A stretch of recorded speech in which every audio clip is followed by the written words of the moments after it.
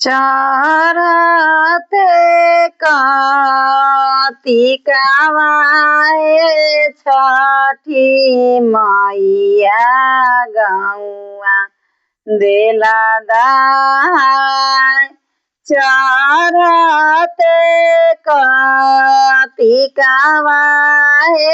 छठी मैया गौआ देला दाय। कैसे में कराबो हे छठी मैया रौरी बरत। कैसे में कराबो सुरुजा देवा रौरी बरत।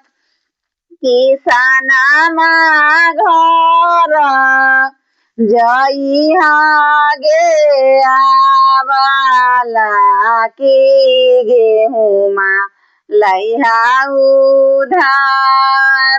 ओइसे ओइसे करिहा गे आवाला की हम रोगे बरत।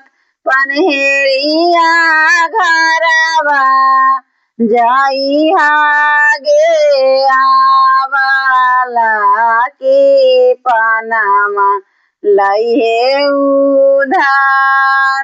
डोमामा घर जइहे गे आवाला सुप दउरिया लइहे उधार। ओइसे ही करिहे गे आवाला की हम रोगे बरत।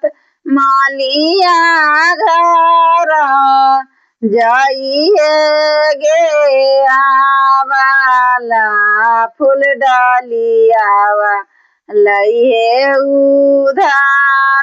हलुआइया घर जइहे गे आवाला की साचावा लइहे उधार। ओइसे ही करिहे गे आवाला की हम रोगे बरत। राजावा घर जइहे गे आवाला पैसावा लइहे उधार। ओइसे ओइसे करिहे गे आवाला की हम रोगे बरत।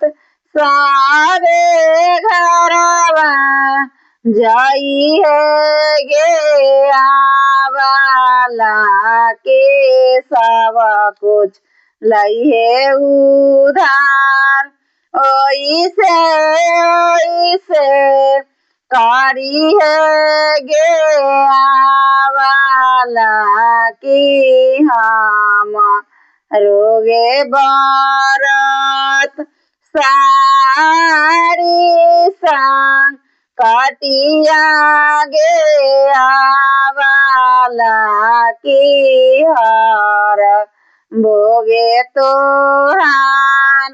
साड़ी भी पतिया गे आवाला की हर भोगे तोहार।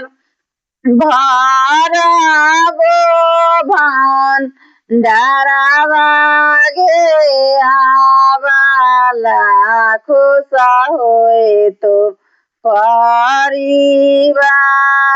भरबो भंडारवा गे आवाला खुश होए तो परिवार।